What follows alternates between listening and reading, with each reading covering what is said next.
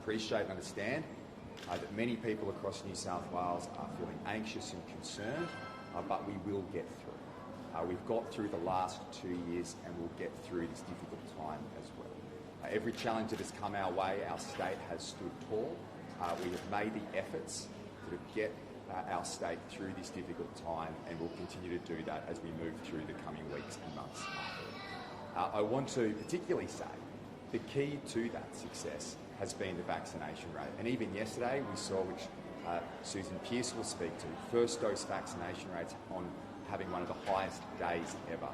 So even now, today, as we have a 95% first dose vaccination rate, an incredible rate here across New South Wales, we are still seeing that number increase.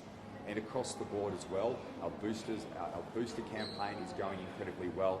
Here today, many people coming out to get that booster shot.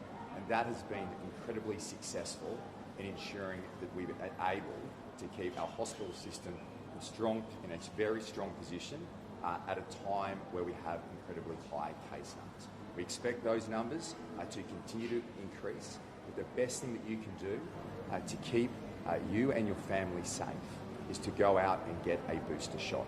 So that's my encouragement today. We're seeing right across the board, even here in Macquarie Fields, many people just simply being able to receive that booster shot by walking in.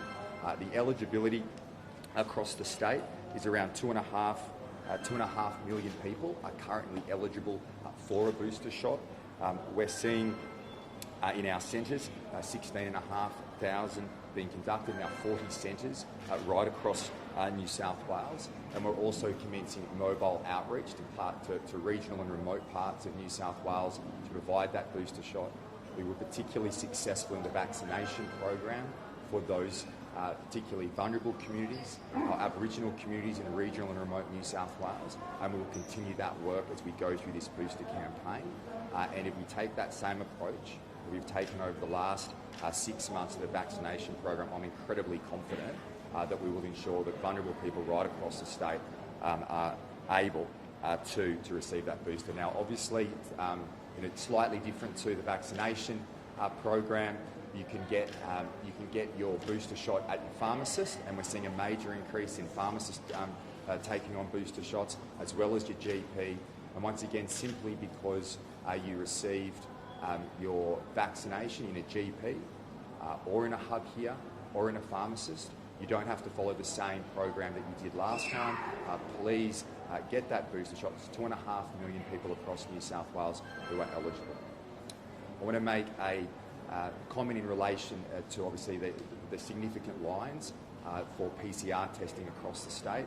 I appreciate very much the patience that everyone is showing in lining up in those queues. Rest assured we're doing everything we can to put downward pressure on that system. We have a number of rapid antigen tests arriving as of next week.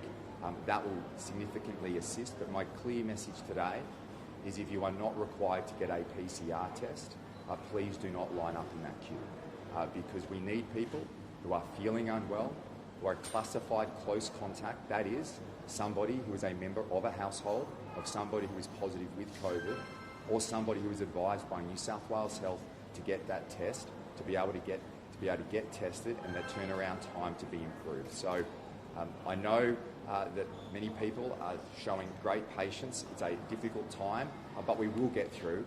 And once those rapid antigen tests arrive, and I'm very much looking forward to the discussion today with the Prime Minister and other state premiers in relation to the provision of rapid antigen tests. From a New South Wales perspective, we will do whatever we can in working with the Commonwealth Government, whether that's through financial support, distribution, whatever role the state can play. We want to make sure that every single person who needs a rapid antigen test gets one, particularly as we move through this period of time.